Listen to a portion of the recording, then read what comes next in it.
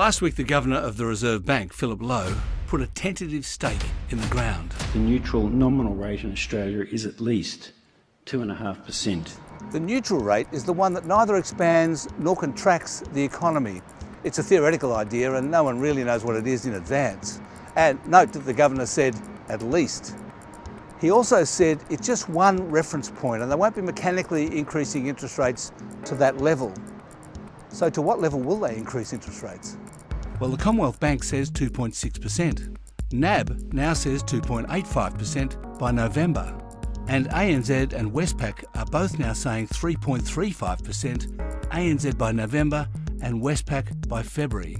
And the futures market, where people bet real money on this stuff, says 3.55%. That would get the cash rate back to what it was almost 10 years ago, when the mortgage rate was 6%. But 10 years ago, Australian household debt was $1.6 trillion.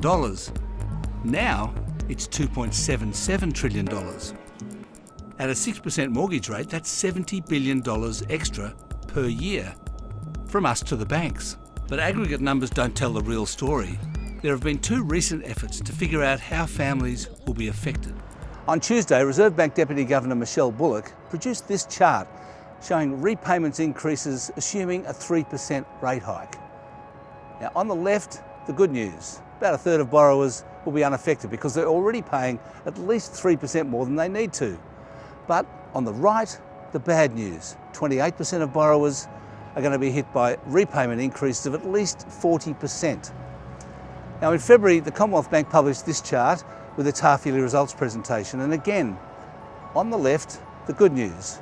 35% of borrowers are at least 2 years ahead on their mortgage. But on the right, the bad news. 36% of borrowers have no buffer at all. They are hand to mouth. So let's be plain. About a third of Australian households with a mortgage, about 2 million families, are going to be in strife this Christmas.